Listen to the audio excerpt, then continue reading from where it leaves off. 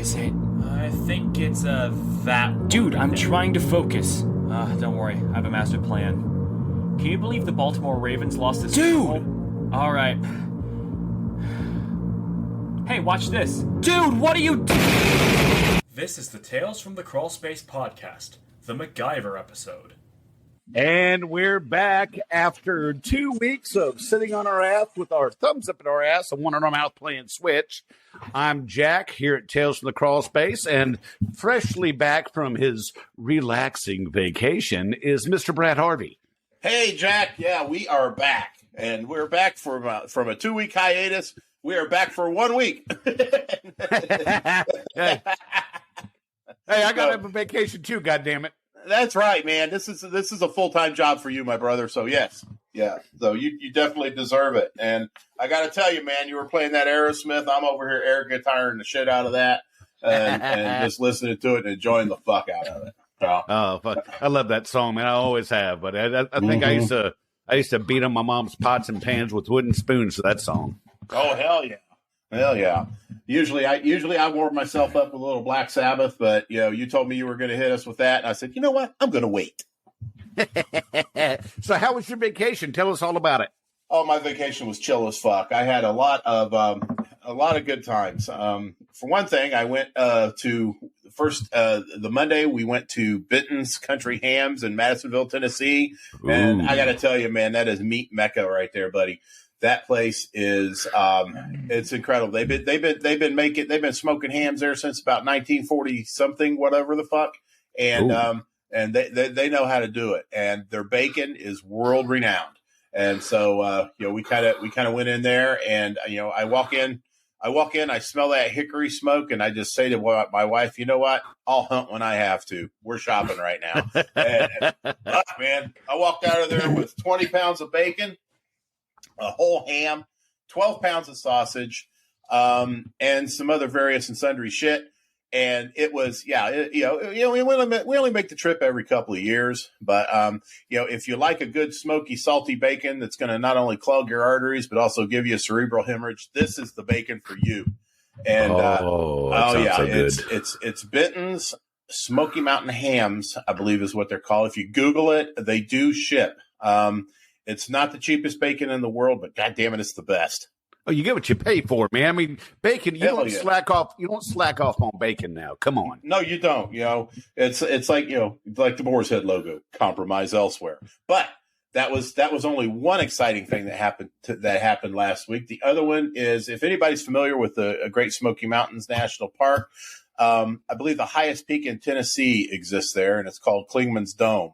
Now, it is a paved trail up to the mountain, but you got to understand I'm old as fuck. And not only did I make it up to the peak, but my wife did as well. And she hasn't been up there in about 15 years. And the poor lady, bless her heart, she's got some back issues and stuff, but she's been working on things. She's been working out at the gym, doing water aerobics, things like that. She actually found it in herself to make it all the way up there. I have never been more proud of that woman in my life. You sent me that video, man. That is outstanding. Absolutely outstanding. I love that. That was great. I totally tried my damnedest to put like the Rocky theme on it when she was getting right up there. But I'm technologically challenged, so it didn't happen.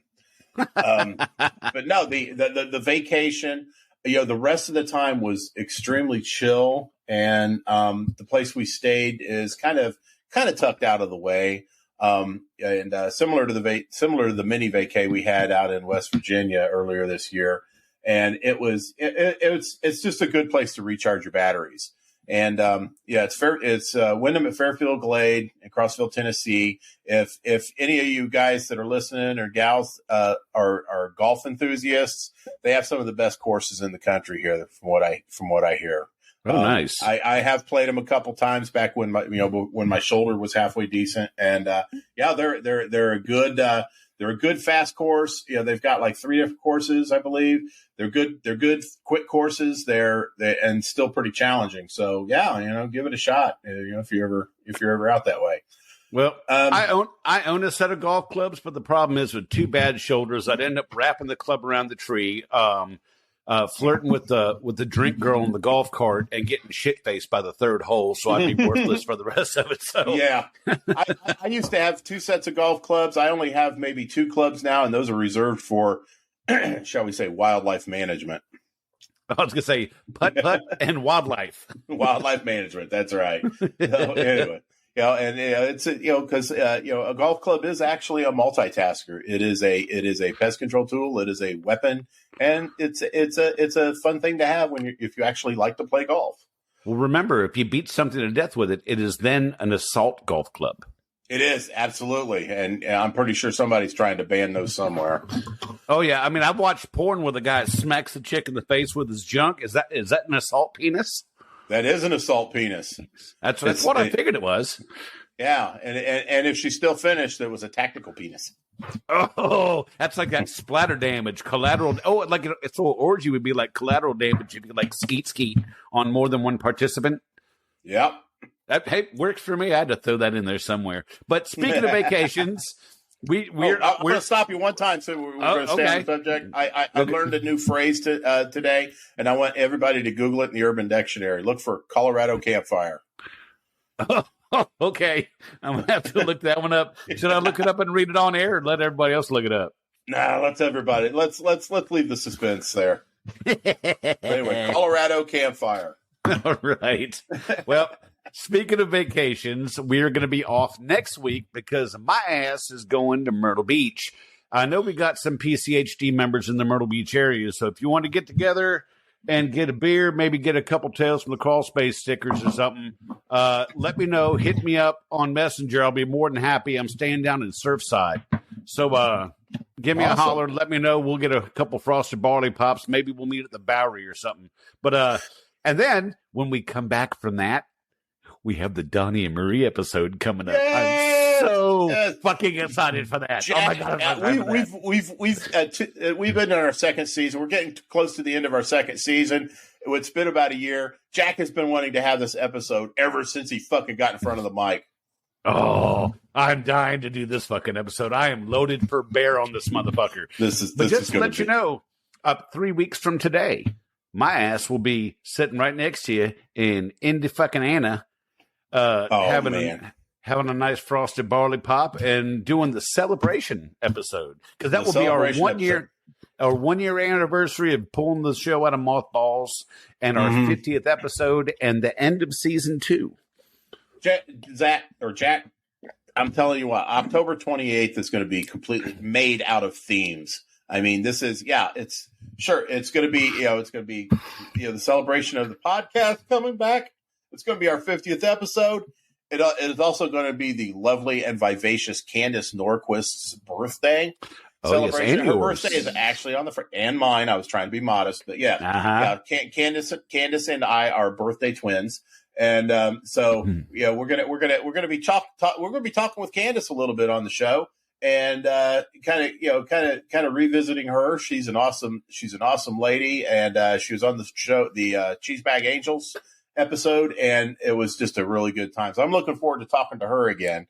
We're also calling this the Randy Struther Memorial Game Night Cards Against Humanity, because that was his game, and he would have everybody over to his house, and we'd eat a good meal, we'd play some games, do a little Frosted Barley Pop or whatever you wanted to drink, and just had a great time.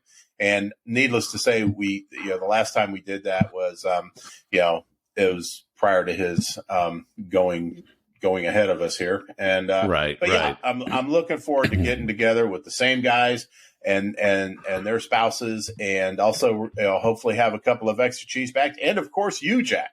Yes, sir. And I'll tell you, so that episode's going to drop on Saturday night, because we are going to be recording in 2 parts. The birthday part's going to have you and Candace. We're going to do that Friday evening, and then I'll take you out for a steak dinner, and then get you in the back of the Honda, and have my way with you. But and then I'll use lube this time. The last time. I'll use lube this time, I promise. Pumpkin spice lube. It is October. It is. Any other lube? And then the second half is going to be recorded on Saturday for the free for all part at the game night. So Boys and girls, this could be the most epic episode, or it could be the biggest fucking train wreck we've ever recorded. And we've recorded a few. Oh, we're really good at fucking train wrecks, so we ought to do this one right. Yeah, but I will let everybody know. Of course, everyone knows that all episodes of Tales from the Crawl Space are pre-recorded. We missed the train this time.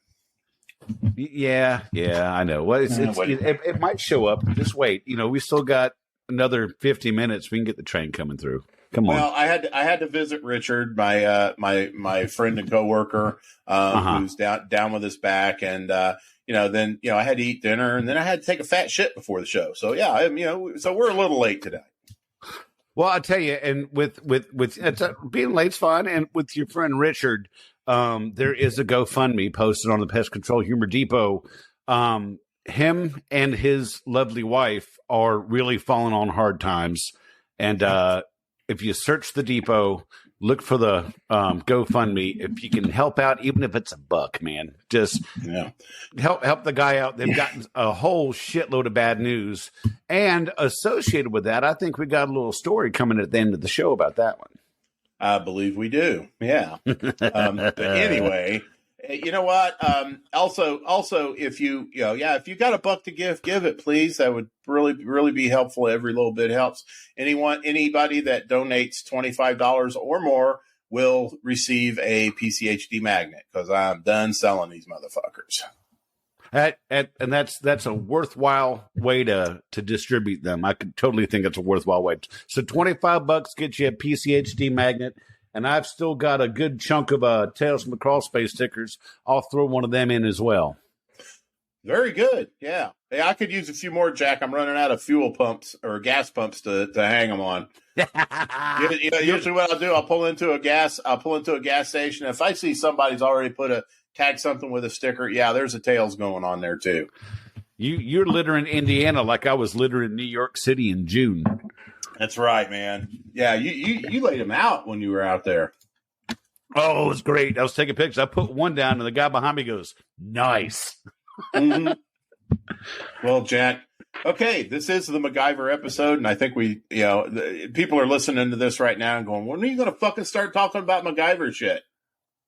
Well, okay, fine. Fuck you then. We'll talk about MacGyver shit. Fuck you. All right, here we go. Anyway, so, being resourceful out in the field is not just cool or clever. Sometimes it's a fucking necessity. I mean, you run into situations that you may or may not have a quick solution to. Most times you don't, and then you just think of shit off the seat of your pants. It may or may not be the right thing to do. And of course, we at Tales from the Crawl Space podcast and Pest Control Humor Depot do not recommend or condone violating labels or laws. Oh, no, definitely not. That said, we're going to tell you how to do both probably here tonight. So, but don't do it. So, anyway, well, I tell you, I had a phone conversation with Paula several days ago, and she let me know that she found out, and this is a little blurb for you for a MacGyver thing, for both like roaches and bed bugs. She's not a big fan of putting dust in, like, say, electrical receptacles for roaches and stuff. But what she would do is take duct tape and kind of roll it sticky side out and put it behind the plate and catch all the fucking roaches that were coming in, because you can't put a monitor in there. So she would duct tape with that. And what she'd also do is, like, say if you've got like a waterbed bed frame or a non-traditional bed frame that doesn't have the legs on it, she'd take either painter's tape or boxing tape and put it sticky side out around the base of the legs, the odd-shaped legs of the beds, and it would catch bed bugs as they're coming up the bed, being at night when you're laying there snoring, farting, drooling and shit. Then they'd catch the bed bugs on the way up, and it's a roll of tape as opposed. And look, I think those little tiny cup things with the little slippery part, the little moats, those things are great, but they don't work for the big odd size feet on those beds, or the ones with like the big cabinet headboard attached to the end. They won't fit on that. So when you can't use the traditional methods, that tape seems to be really working well for her, and she swears by it. So, Paula, thank you very much for that. No kidding, that's fucking brilliant. Yeah, painter's tape doesn't pull the paint or lacquer off of anything, but it's sticky enough to catch those little fuckers when they're crawling up the bed. Oh, hell yeah. That's great. Yeah. So, but it also when you're out in the field, say the night before you go out in the field, you're making sweet love to your significant other. Now, this is a guy thing. Sweet love. Sweet love. Making love to someone tonight. Anyway, so you get up the next morning for that morning piss. You go stand in front of the toilet. You aim the wandalier down at the water, and you release the muscle, and all of a sudden you're hitting the wall. You're hitting the seat. You're hitting the back of the toilet. You're going everywhere but in the water. Okay. Yeah, anybody that's ever used a B&G sprayer on Pinstream knows what that's like. And so sometimes it's in some of the worst possible places to do that. Say, in a customer's house, if you're spraying baseboards or, doing anything that you got to do on a Pinstream, it goes off target. Needless to say, it's a fucking pain in the ass. It's embarrassing. So what do you do about it? Well, one thing that I have learned what to do is I found out that a common, ordinary, desktop staple, one end bent, and a little piece of Scotch tape on either the side or underneath of my tank has gotten me out of more jams than I care to count. You just take that sucker, and it's just the right size for that Pinstream hole. You get it in there, you work it out, and that usually gets you out of that room. Until you can say, well, all right, I'm going to go treat the garage now. And then you go over there, you take the fucking tip apart, and tap it on everything and get it all cleaned out. Hopefully they have a little sink out there, a mop sink or something. You can rinse it out and you're back in business. But until then, yeah, I mean, cause you're not going to have, anything basically in your pocket that's going to actually fit in that hole or anything like that. But I have found a staple. I ran this by a couple other people. They also use a twist tie, wire twist tie, with the paper shit removed off of it. I find sometimes that those are maybe just a tad too thick, and all you want to do is really free up with the clog, because you don't want to get, you don't want to be fucking with that brass, because then your Pinstream turns into your normal stream of B&G piss. It more turns into, you got a prostate problem now. And so yeah, I through the years, I've found a staple tape to your sprayer frees up those clogs and doesn't fuck up your brass. Well, my trick that was to piggyback on that, because I did that before I figured this out, is because I'm like a bull in a china shop when I'm going to clean that out, and I will fuck up the brass on the tip. I'm not as genteel as I should be with it.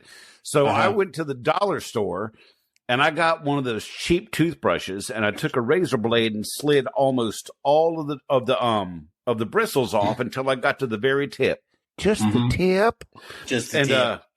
And you can pop out one of those bristles to get down to the hole, and it won't tear up the brass. And you can also flip it over to get that little bunch of bristles down to the inside of that tip to get the residue and shit off of it.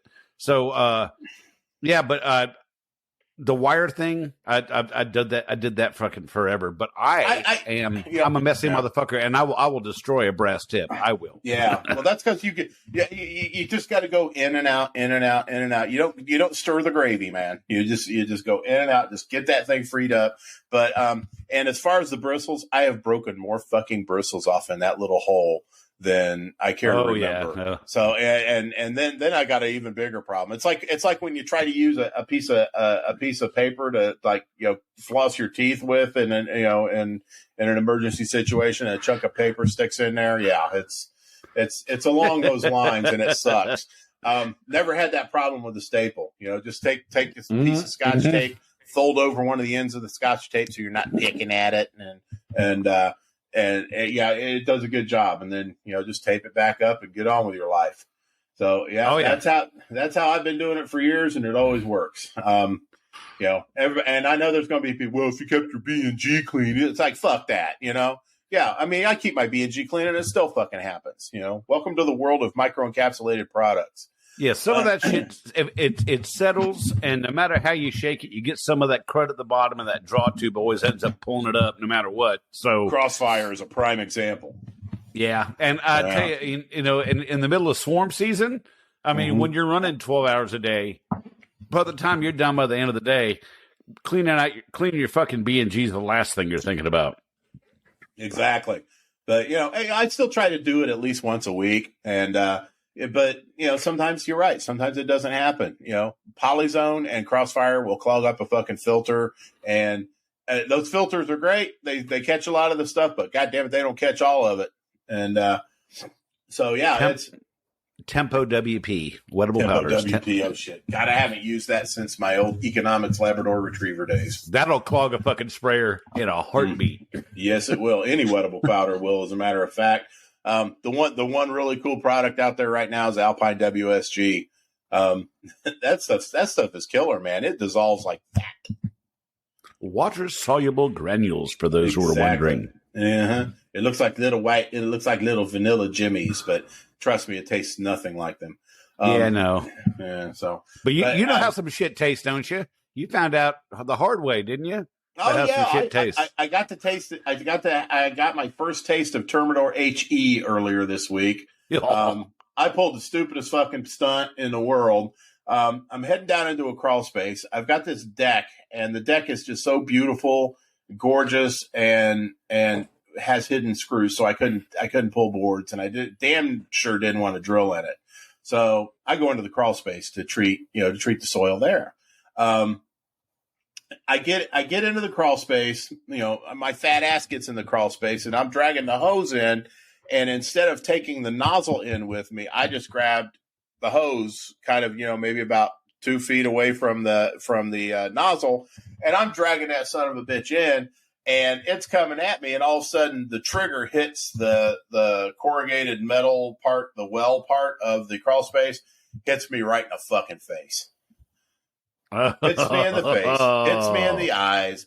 I'm sitting there just tasting this shit, and it tastes nasty as fuck. And it is truly the forbidden eggnog.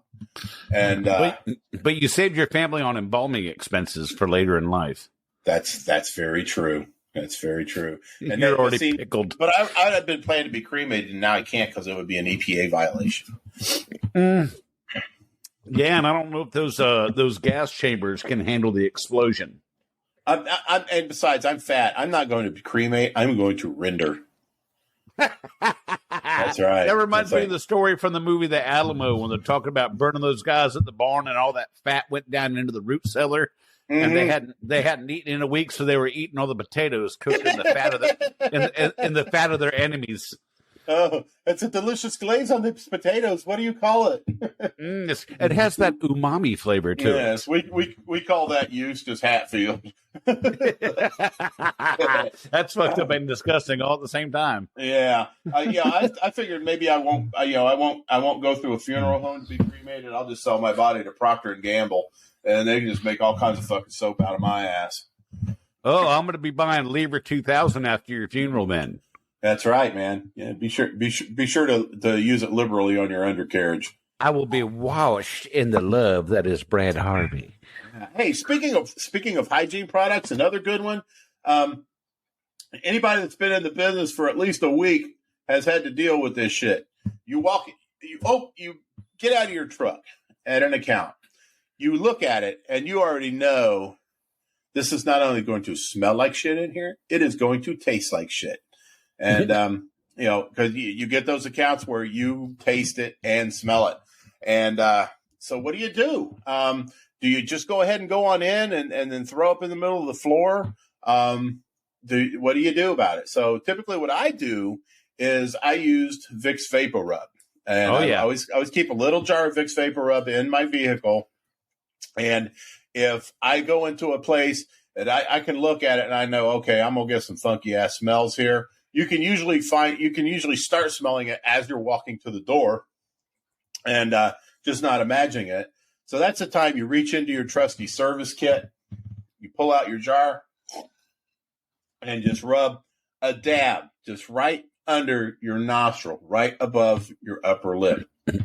Yep. Just, 2 dabs is all. 2 dabs is all it takes because that stuff is vaporous.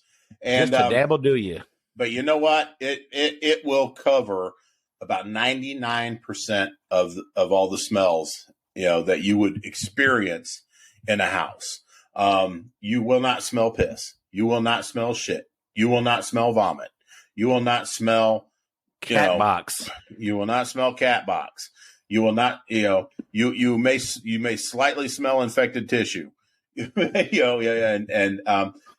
you may slightly smell dead bodies, but it is so much. It makes your life so much easier. Now, a lot of people, especially those of you who may have seen the movie Silence of the Lambs, they use Noxzema. Now, Noxzema works just as well as Vicks Vapor Rubs, but Vicks Vapor Rub is much less conspicuous because let's face it, we don't want to embarrass our customers.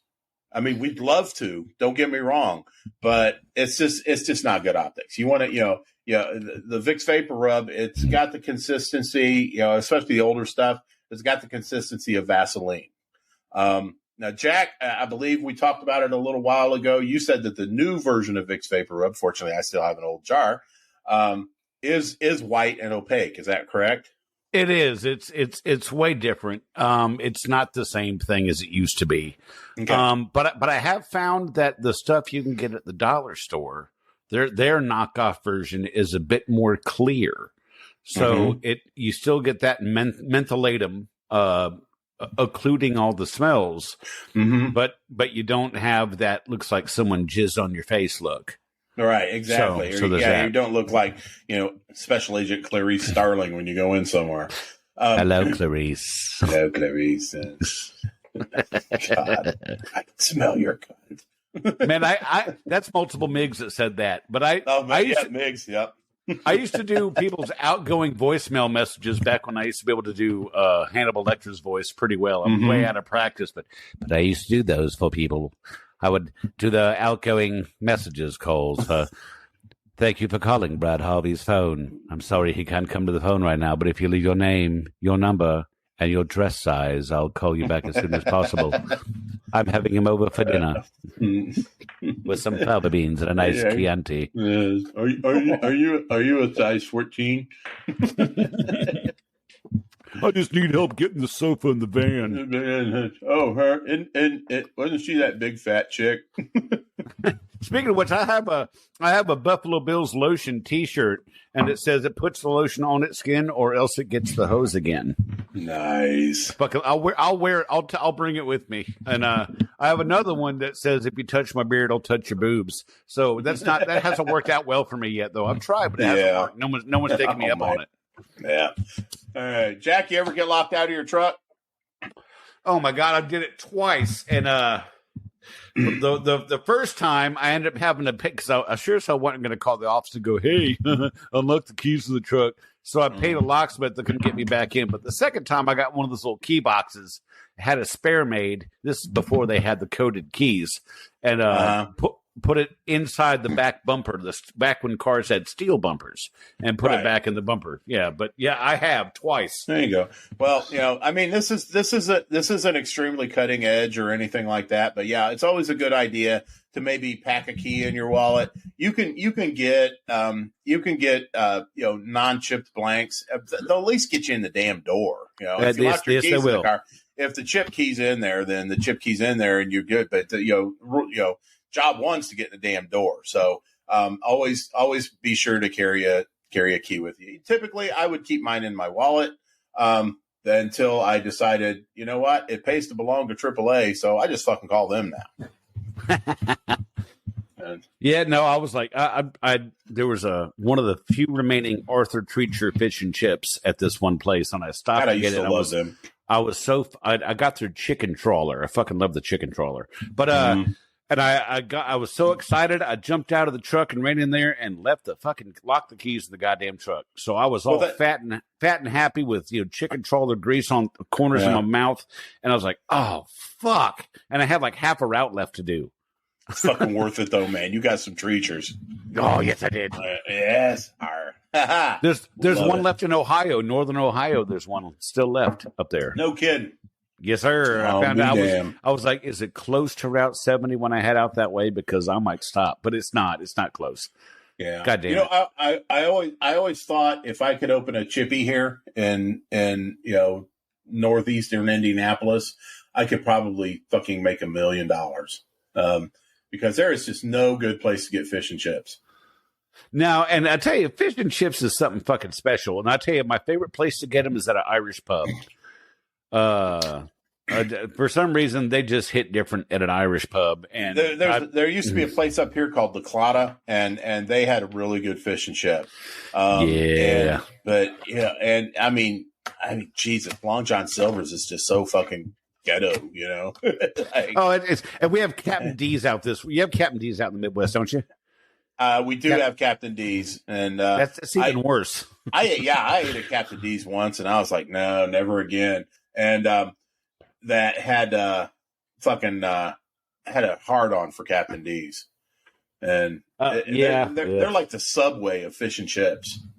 But no, I tell you, it's Captain D's it pales in comparison. But I got to tell you, I took Yoko into Northern Virginia, and on the way back, we stopped at a pub called the Old Shebeen, which is in Fairfax City, which has a direct view of the Fairfax County Courthouse that Johnny Depp completely pummeled Amber Heard, legally, not physically, pummeled Amber Heard in. Right, shit all over her, did he?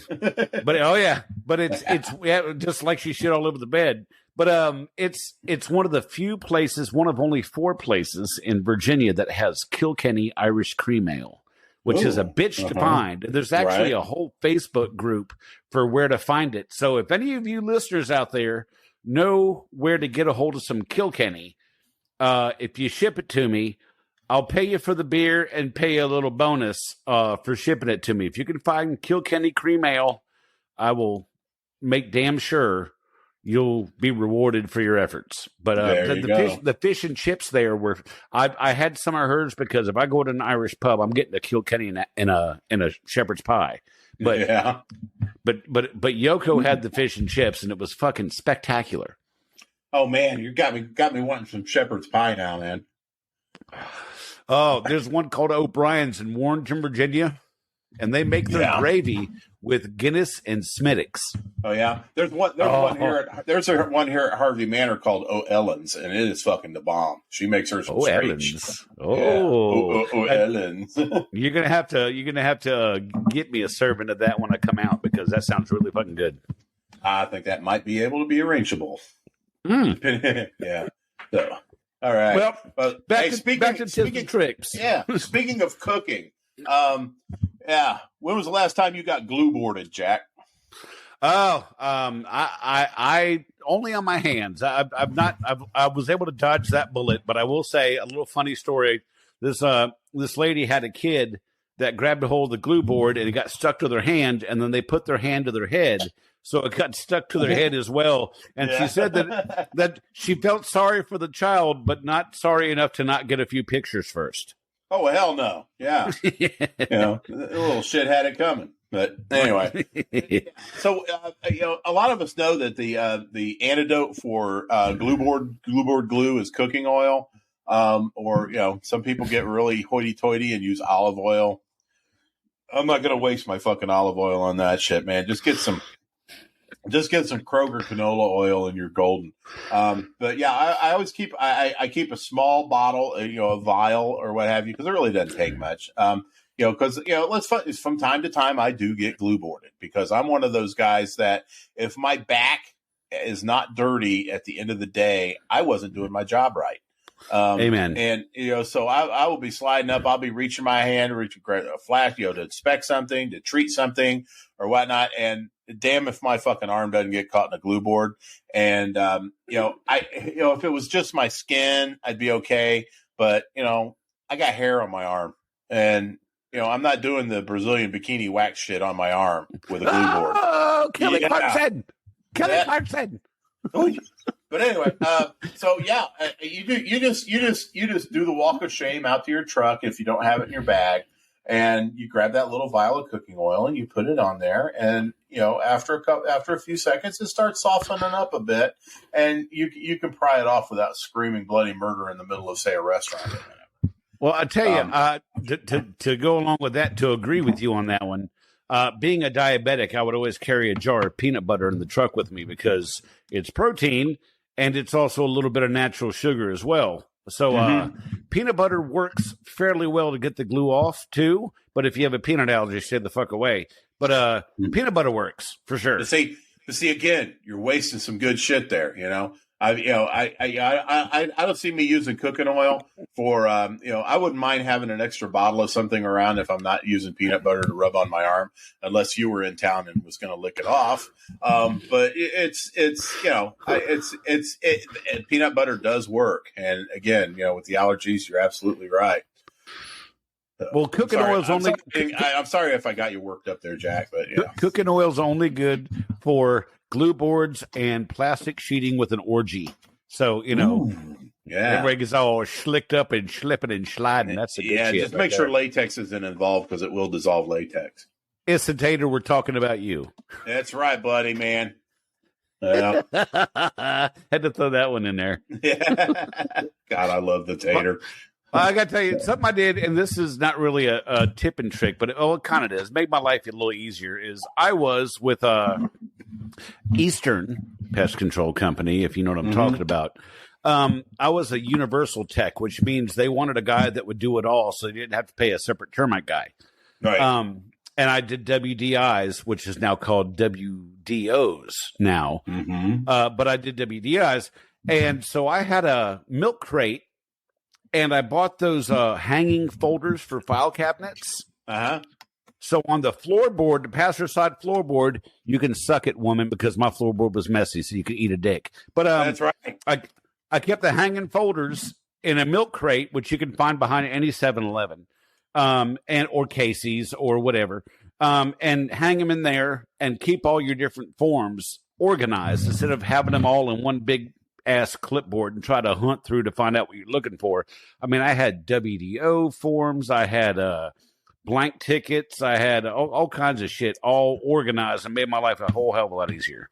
Oh man, see, I keep my organization system in my truck is the underneath of the console, because I drive a 2013 Silverado, and it's got a. I'm not going to say exactly how many miles it's got on it, but when I went to get fuel today, I use a Right Express card, and it asks for the odometer mileage. And I looked at it, and it was the same fucking mile. The mileage was the exact same number as my checking account.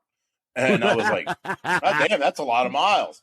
So, unfortunately, it wasn't the same number as my credit card, but it doesn't have that damn many miles on it. But yeah, it was kind of weird because I was punching in the odometer reading. I was like, you know what? That number sounds familiar. And it's like, oh my God. Yeah. That's my bank account number. Holy shit. You're sitting there typing in going 8675309. No, that's Ginny's bank account number. Well, I'll tell you, I was going to say your trip meter's the routing number and your odometer is the account number. I mean, look, you got to put that in and see if you can get any money from anybody. Oh yeah. Hey, I noticed during the broadcast tonight that you are. I hear a lot of gulping going on. What are you drinking tonight? I am drinking, as I posted pictures on the Pest Control Humor Depot, our most favorite place and the home of Tales from the Crawl Space. I am enjoying some old style beer, and I can't believe you still have some. I don't drink as much as I used to, but I think that's going to change in about 3 weeks. But it is, because you're definitely going to be going home with more. That's for damn sure. That bring it on, because what I do, and I thought about this before the show. I'm like, I have them staged next to me ready because I have multiples because I go through several of them. So I have one. The first is in the Tales from the Crawl Space koozie.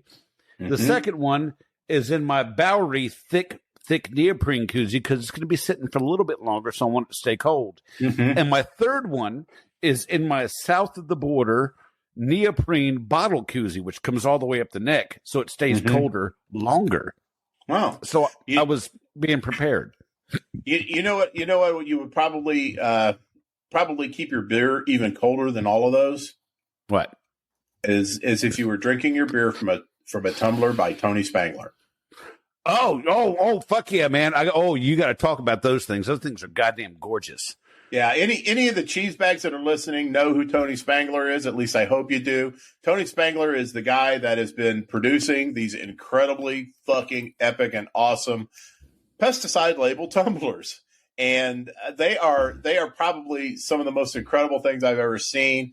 There is a wide variety of different types of pesticide labels that he has been able to join with a good high quality tumbler.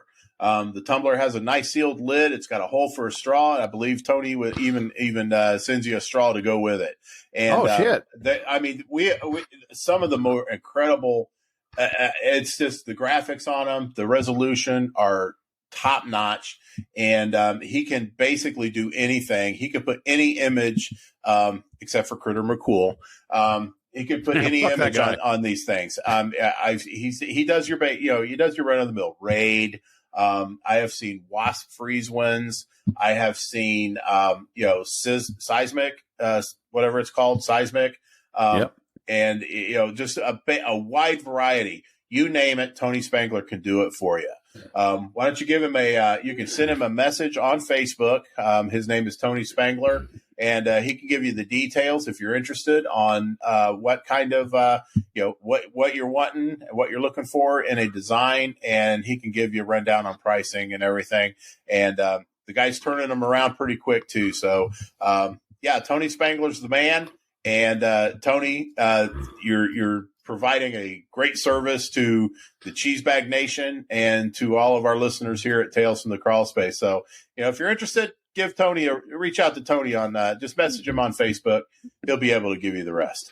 Now, if you need help tracking him down, he is a member of the Pest Control Humor Depot. Mm-hmm. So if you're a listener to the show and you're not on the depot yet, you need to go to the Pest Control Humor Depot and join, and it'll be a lot easier to find him, because I tell you, with the last name like Spangler, he really ought to have a page called Tumblers by Egon, because Egon Spangler from the Ghostbusters is legendary. So if you were to do something called Tumblers by Egon, there's your hint, Tony. There's your hint. But you can find him easily on the Pest Control Humor Depot on Facebook. So if you're not a member, you should be, because cheese bags, they are a certain type of special. And I'm not talking Special Olympics, because Special Olympics is just fucking awesome all the time. So some of our cheese bags occasionally awesome.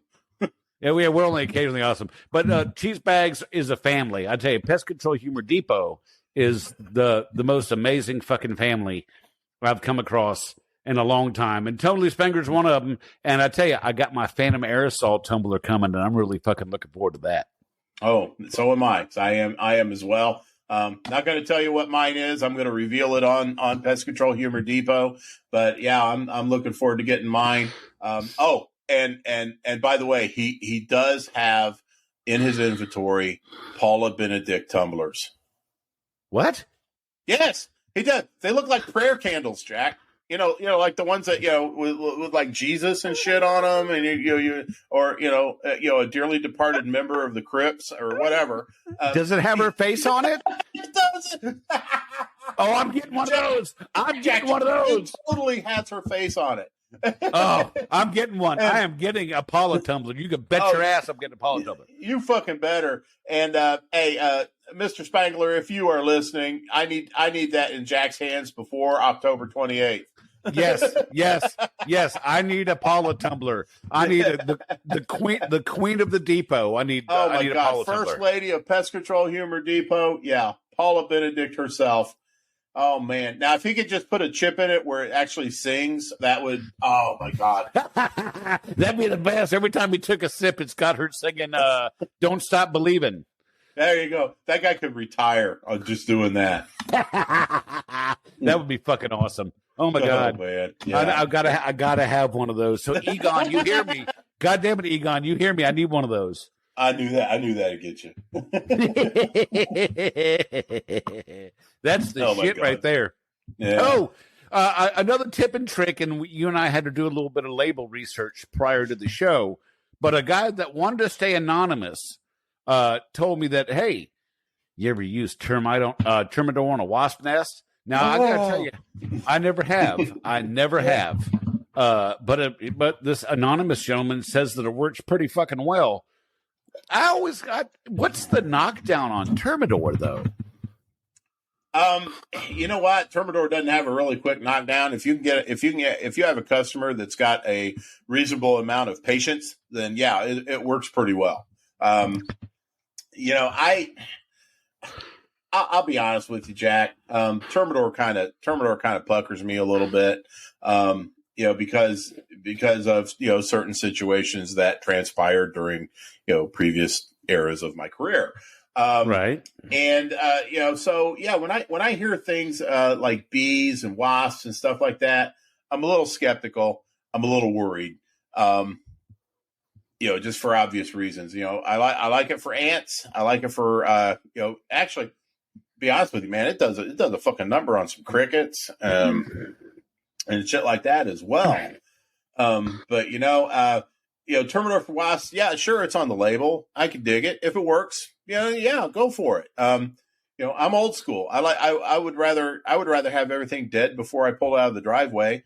But you know, it's what it is. No, I get that, and I got to tell you, one of our pest control humor depot members was messaging me last night. And he sent me a picture of a basketball-sized bald-faced hornet's nest.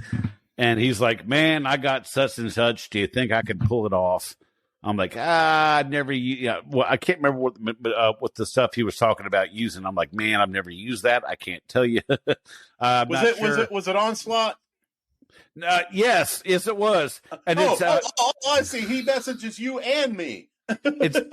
It was Edwin Valerio. Edwin Valerio. Yeah, so I told him, I said, dude, I was like, dude, don't. I said, I'm not sure if it works or not, so you can get yourself in a lot of trouble. But I did tell him. I feel like Edwin's the kid that's like, you know, trying to get mom and dad. You know, it's like, oh, I don't get the answer from dad. I'm gonna ask mom. what I told him and what I learned, when I worked for the second largest school system in the country, we had a lot of bald-faced hornet's nests on the roof, on like the equipment and stuff that's on the roof. Like they had like a breaker box that was just for the air handlers mounted on the roof. And I think I got a picture somewhere in my Facebook of this massive fucking nest. But and being up on the roof, I mean, there's only so far you can go before you have to jump off the building. So, and I will say this because I am not using this material to treat anything. Right. But in my kit, I had a can of premise foam. So what I would do is I would jam the nozzle of premise foam up in the entry hole and give it like a 2-second shot, and that stuff expands like shaving cream. Right. Because I could seal off the hole from them getting out, and then I could take my aerosol with the straw. I use those red straws with the 4-way tips. Oh yeah. Remember? Yeah. With tri-dye and permadust and shit. Yeah. I put one of them straws in the aerosol I was using and jam that son of a bitch in the side of the nest when they're blocked in there with the premise foam blocking the hole, and just let it eat. Fucking brutal. So premise foam, you're not using it to treat the wasps. You're not using it to kill an insect. You're only using it as a barricade for them to keep them from getting out of the nest.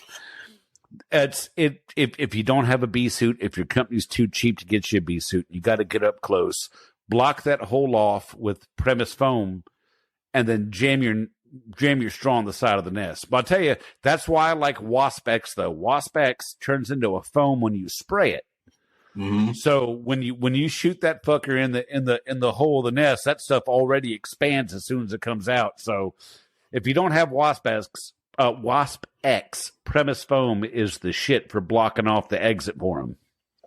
How about that? Yeah, I'd probably say the most off the chain,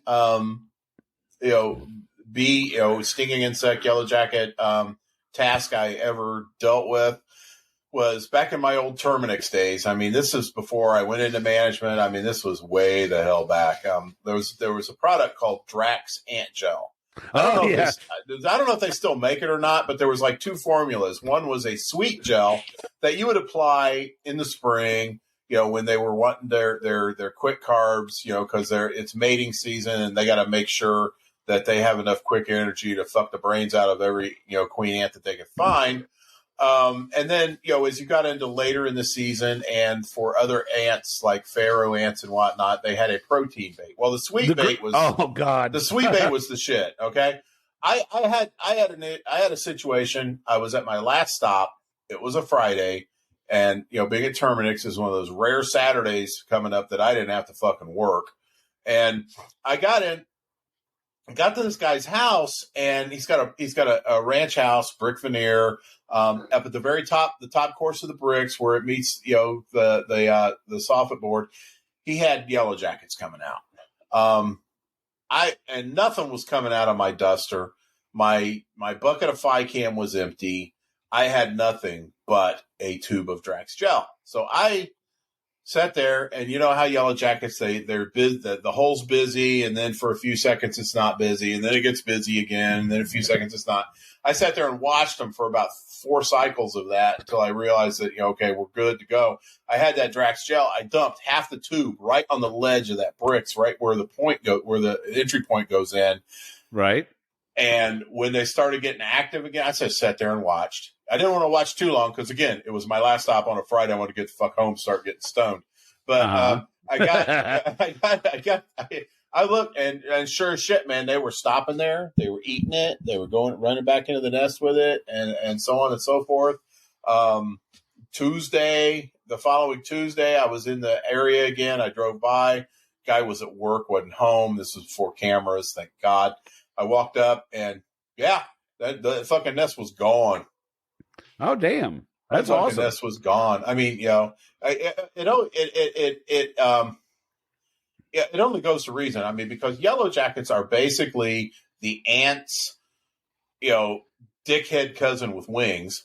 So they're probably going to want to eat the thing. They kind of eat the same shit, and they're social, semi-social. So they're going to pass a lot of that shit on. And it worked out really good. Sure, it wasn't on the label, but I was young. I was new into the career. What the fuck did I know? I got to tell you, that green Drax, that's like an orgasm when you have syphilis. That stuff is fucking horrible. The green protein Drax, it's disgusting. Well, for one thing, it didn't fucking work. No, it didn't work for shit. It didn't work for shit. I don't know. It was like if McDonald's made guacamole. It was disgusting. Shit. It's Subway. Horrible. Yeah, Subway makes a guacamole like that. It's so homogeneous green you can tell it's fake just looking at it. Yeah, exactly.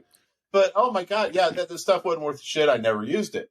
Oh my God. When I needed something to eat some protein, I would either ejaculate onto the surface, or I would use the dual choice. It was called Advanced back then. I don't even know if they still make it, but it was a bait station that had 2 baits. Oh yeah, two. Yep. I remember 2 baits in one, and it had it had the sweet side, it had the protein side, and pharaoh ants they get more of a hard on for protein than they do sweet. They'll eat sweet every now and then. I threw half a bag. I laid down half a bag in an account that had a really horrific pharaoh ant problem, and I got rid of them in 3 months. It's like the McDLT of ant bait station, where the hot stays hot and the cool stays cool. Yeah. I can tell you, that shit is good though. I love those stations. I don't know if they make them anymore or not, but I used the hell out of those things, and they were really good in the spring and the fall, because you couldn't tell how they were feeding when the seasons were changing. Right. So you put a little both out there, and you get them motherfuckers no matter what. But Jack, they probably don't make it anymore because it fucking worked.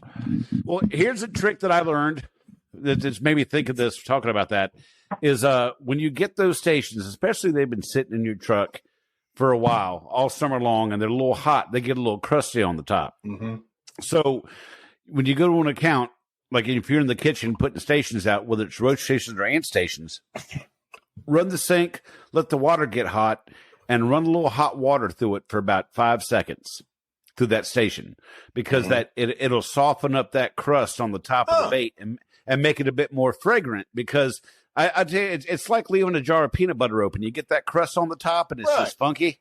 but you run a little hot water through it for about 5 seconds. It softens that shit right up and makes it fragrant, and you almost get immediate acceptance. Holy shit, Jack, that's a solid idea. What the hell are we doing actually educating people here? I don't know, man, but sometimes we drop a few nuggets. Yeah, with the broken clock. And the blind squirrel finds an acorn. Hey, yes, they do. Yeah. Speaking of attractive food type material, some of you may have had some issues with getting rodents, mice, rats, etc., from to get to your traps. I mean, because traps, snap traps, and things like that are great, but only if they actually get close to them and actually fucking kill them. Peanut butter is the old standby. It works a lot. There's of course the cartoons, they all have cheese and that kind of shit. And of course there are some actual attractant products out, such as a Provoke, is a decent product, but sometimes none of that shit works. And, You've thrown everything at it but your own snot, and they're just not biting on it. Well, you got that problem. I got the solution, and the solution comes in the form of Betty Crocker cake frosting. That stuff outperforms any attractant, and it makes a delicious mid-route snack if you keep your jar clean. I mean, if you're using the Bell T-Rex, and they've got that little bait cup that you can remove and dip in, and so it's all nice and tidy and everything. If you're using that on an old trap, I wouldn't suggest dragging your finger across that and popping it in your mouth, because you might get some rat jizz on it or whatever. But the stuff, vanilla is a good one for mice. Mice have always, to me, they've always been attracted to the smell of vanilla. And even there are even some attractants out there that there's these one little things that I saw a while back. They're like little rubber plugs, and they had like a vanilla smell to them. I mean, I was half tempted to just pop one in my mouth. It smells so good. Vanilla is my fucking jam. And but yeah, mice are attracted to that. I learned that from doing a grocery store chain, that they were having a horrific mouse problem, that nobody could get it figured out. And then one of the salesmen at the Scarlet Letter told me that on a whim, he put some vanilla frosting out and it worked. And so I was like, okay. So I get up to their bakery area where they're having a really bad problem, and I said, would you mind putting a dollop of vanilla buttercream frosting in a bag for me? So it's like, she goes, sure, no problem. She grabs a couple tablespoons, puts it in a bag, hands it to me. I was like, thank you. I tear the corner off of the bag. I sample it for, quality control. Of course. And then I begin piping it into these traps. Well, I went back 3 days later for a follow up, and I caught a fuck ton of mice. And I was like, oh, nice. There's something to this. So then I had a situation with rats. And so I grabbed the vanilla cream frosting and put it in the rat traps. And rats, we all know rats are different animals. They're a lot more shy than mice and anything new. So a lot of times we're forced to set traps out that aren't actually set with the attractant in them, so we can get them to the point they're eating it and thinking, okay, this is a free snack. And then we go back and we set the trap. So they're thinking, okay, everything's good, and then it's gone. But right. So I was like, I put that vanilla frosting out there, and it wasn't happening. It wasn't catching rats. And I was like, okay, well, if these fuckers don't like vanilla, maybe they like chocolate. So I got some Betty Crocker chocolate cake frosting, and I put it out. This was a particular. I'm not going to say the name of the restaurant chain, but it is the one that is synonymous with certain types of female genitalia.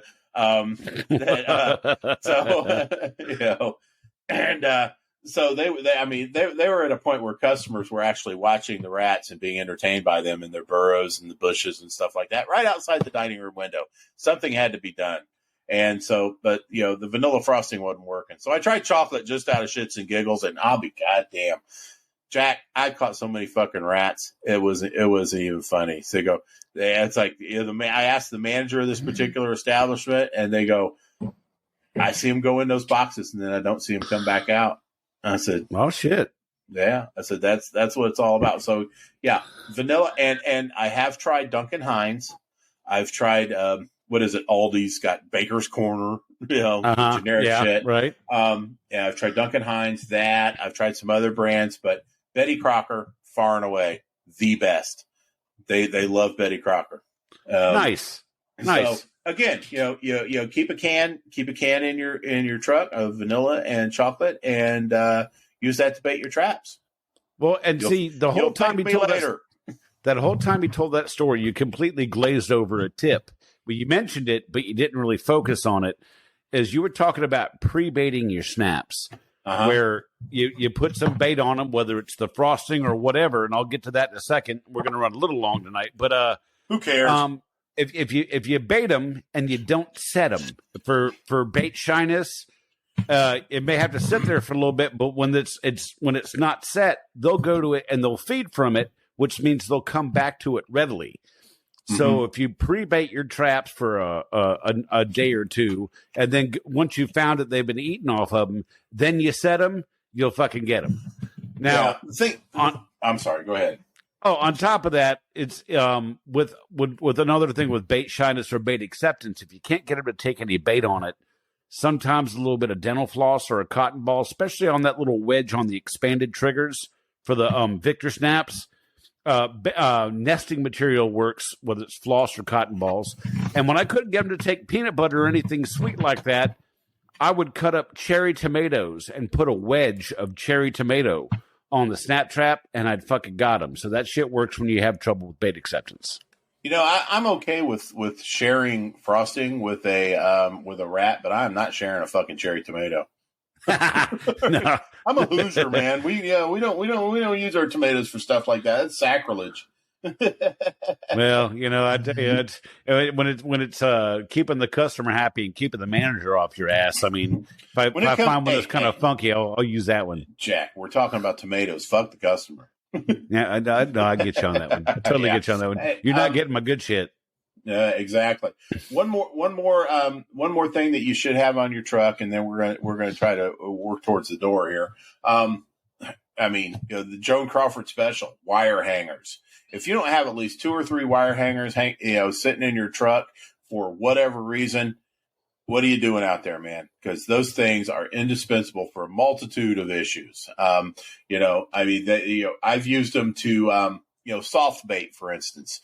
You have a situation where you've got a large rodent running back and forth somewhere that you just can't put a station in or a trap in, and you just can't catch the motherfucker. And right. I've done this. I did this at a large scale Prussian grocery store chain, where they were getting behind the coolers and I couldn't get at them. And I set traps off a little bit to their entry points and so forth. They were just laughing at them. It's like, they were like, fuck this. I'm going to climb over this. I'm going to jump over it. I'm going to levitate over it, whatever, magic rat thing they do. And they just weren't getting caught in the traps. And, bait's dicey in a place like that. So, sure enough, I had a wire hanger in my truck. I also had some soft bait.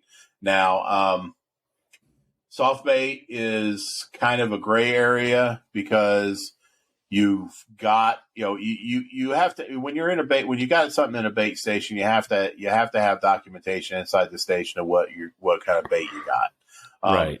These things come with their own documentation because the shit's printed on the sachet. So yes, it does. I say, okay, gray area here. I'm going to go for it. I took 15 or 20 of those sachets of soft bait, skewered them on the wire hanger like a shish kebab, and I was shish kebab, and I was able to get it into that tight ass area far back enough to where snot-nosed kids couldn't get at it, Karens couldn't see it, environmentalist wackos didn't know it was there, and there it sat. The next day, I needed to know what was going on with it. And of course, I put it so fucking far back, I couldn't see it. Well, my beloved brother, Daryl, happens to have a one of those cameras, little, that hangs on a wire that you can plug into your phone via the USB, and you can look down and you can see shit like a scope. And so I borrowed his. I got on top of those cases and dropped it down, and I got about 10 feet away from where I figured I had left that wire, and found the wire.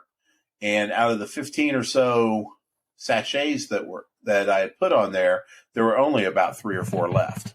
Oh, damn. And they never, and this granted, Jack, this was a rat that I had been chasing for over a week and a half, in this place. I mean, I was there so often. The place got fucking held up at gunpoint while I was in there, back in the back. I'm checking traps, I'm setting stuff, stations and shit like that. I didn't even know that was going on. And then I walk out into the sales floor, and there's cops all over the place. I asked one of the employees, "What just happened?" She goes, "We just got held up." I was like, "Oh, great." What the fuck, man? I'll tell you what, man. I was, and of course, this all had to happen, either after hours or slightly before. So I was happier than a fucking little girl to be done with that rat. And I never did find the body. Nobody at that store ever smelled the body. Oh, wow. Yeah, when I was talking to the VP of operations there, he goes, "Did you catch the rat?" I said, "No, but I eliminated it somewhere." I said, "Nobody's talking about smelling it, and we haven't seen it or anything like that." I said, probably the only people that are going to find that rat are archaeologists, 150,000 years from now when they do a dig on this site. He goes, "I'm good with that." So I was like, all right, problem solved, and happy fucking customer. And they stayed with us until they went single vendor. And it was great. It was great. So, well, goddamn it, that is our time. For this evening. I think you can suck it this week, man. Oh man, yeah. I was looking forward to that one too. But shit. I'll keep it brief, and I'm just going to say, I'm going to talk about our anchor area of PCHD, Pest Control Humor Depot, my favorite group. I just want to thank all 8,300 and some odd cheese bags out there. I appreciate everything that you do for each other. And, we are a tight ass group. I mean, when one of us is down, we come to their aid, and, that's what we're supposed to be. And, anybody that thinks different because they're just annoyed to see that, or, this is supposed to be a humor group. Yeah. Well, guess what, guys? It's humor in name only right now, because we have grown into so much more than that. And, if you don't like that, then you know what, Jack? You can suck it. That's right. You can suck it. There's the door. Don't let it hit you where your mama split you. Absolutely. Nobody's holding you here, man. Go over to another one of those lesser sites. Like Critter McCool's. I mean, he'll be happy to do a circle jerk with you, piece of shit. Oh yeah, the Adventures of Critter McCool. Yeah, I know exactly what you're talking about, and I jumped in to say a little something to him. But I tell you, there's a fuckstick out there that has a problem with people looking after people, with family looking after families. So you know what? I hope that every time you wipe your ass, it feels like you're dragging a porcupine in the wrong direction across your butthole. I really do. I hope every time you get out. I hope there's a vein in every kielbasa you eat. Oh my God. I hope that you taste load on your tongue every time you eat any piece of food. And I hope your mom farts in your face every time she walks by you. That's what I hope for. There you go. Yeah. So you can suck it, motherfucker. That's exactly right. So, Jack, you enjoy your time on the beach. Oh yes, there'll be copious pictures of me and my Speedo on the beach for the depot. Oh, there fucking better be. I need something to run these bugs out of the houses when I can't use chemical. Well, all right. From Brad Harvey and myself, We had a great time tonight and look forward to doing the Donnie and Marie episode coming up in 2 weeks. But until then, y'all can bug off. Bug off. Y'all come back now. You hear? Thanks for listening to Tales from the Crawl Space podcast. You can find us on just about every single podcast outlet there is online. So be sure to subscribe, and we'll have a new episode next week. Don't forget, you can find us on Instagram at TFTC Podcast, on Twitter at Crawlspace Tales, and you can also find us on Facebook at the Pest Control Humor Depot. See you next week.